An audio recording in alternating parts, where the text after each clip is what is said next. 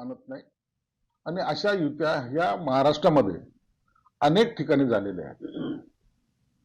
कधी शिवसेना भाजप बरोबर गेली, कुठे राष्ट्रवादी शिवसेनेबरोबर आली किंवा भाजप राष्ट्रवादी बरोबर गेली, असं सुद्धा काही ठिकाणी झालेलं आहे. परंतु ते अत्यंत कमी प्रमाणात आहे. एकंदरीत जर पाहिलं तर ज्याला आपण म्हणतोय की 10-20% ह्या युती झाल्याचं चित्र दिसतं, बाकी सर्व स्वतंत्र लढताना आपल्याला पाहायला मिळतं. म्हणून ही महायुतीची जे काही युती व्हायला पाहिजे होती तशी झालेली कुठे दिसत नाही. पण पुण्यामध्ये जागा वाटप म्हणजे युती सुटली आहे कोणीच सांगायला तयार नाही. आज मुख्यमंत्री आणि उपमुख्यमंत्री एकनाथ शिंदे यांची बैठक झाली. दोघांनी एबी फॉर्म वाटले, एकमेकांसमोर उमेदवार आहेत तर युती आहे म्हणतात. ठीक आहे नाही, मग युती आहे असं म्हणायला काय हरकत नाही ना, परंतु जोपर्यंत आता आजचा उद्याचा दिवस जे फॉर्म वापस घ्यायचा टाइम आहे तोपर्यंत जर काही ठिकाणी पुन्हा जर एकमेकाचं जर मनोमिलन झालं किंवा एकमेकाचं युती जागा वाटपाचं जर काम झालं तर असलेले उमेदवार हे काढणं जरी अवघड असलं तरी ते होईल की नाही याबद्दल शंका तर निश्चित आहे, परंतु प्रयत्न करायला हरकत नाही. म्हणून मुख्यमंत्री आणि उपमुख्यमंत्री एकत्र बसतात. शिवसेनेमध्ये म्हणजे पुण्यामध्ये शिवसेनेकडून 2 उमेदवारांना एकच एबी फॉर्म देण्यात आला. त्यामुळे संतापलेल्या एका उमेदवारानं थेट प्रतिस्पर्धी असलेल्या दुसऱ्या उमेदवाराचा एबी फॉर्मच लिहून टाकला. असे अनेक प्रकार निवडणुकीच्या काळामध्ये होतात. संताप असतो, राग असतो. प्रत्येक उमेदवार हा आपल्याला उमेदवारी मिळेल या आशेने असतो आणि ते काही चुकीचं नाहीये.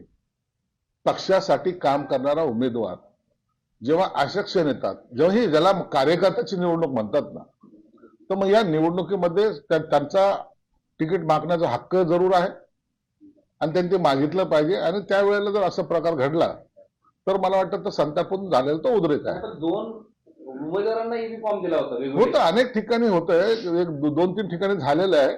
संभाजीनगर मध्ये सुद्धा एका ठिकाणी झालेलं आहे. म्हणून आता एकाचा ज्यांनी पहिला भरला त्याचा वैध ठरतो, दुसरा अवैध ठरतो.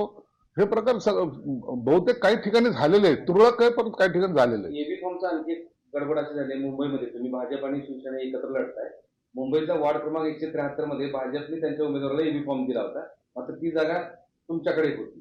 त्यानंतर भाजपने दिलेला एबी फॉर्म पुन्हा मागून घेतला, मात्र उमेदवाराने त्या फॉर्मची कलर झेरॉक्स काढली आणि फॉर्म भरला.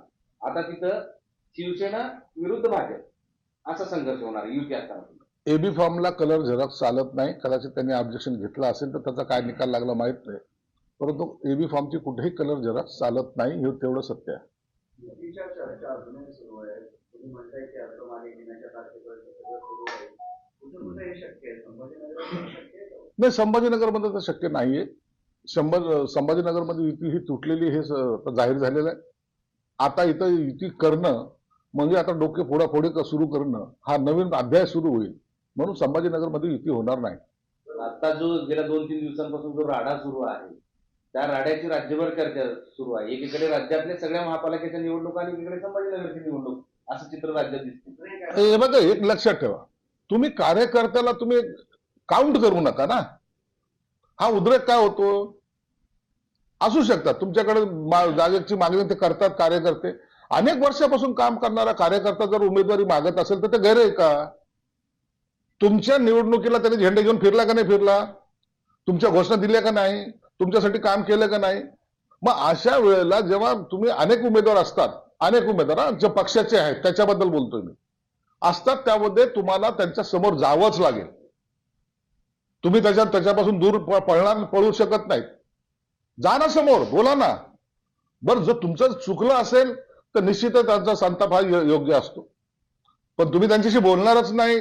मग त्या कार्यकर्त्याने झेंडा घेऊन तुमचे प्रचार करायचा, तुमच्या घोषणा द्यायच्या, पक्ष म्हणून त्यांनी स्वतःची नोकरी दावाला लावायची, काही ठिकाणी घरावर राखरांगोळी करायची आणि अनेक वर्ष तुमचं काम करायचं आणि त्याला तुम्ही टेक इझी घ्याल.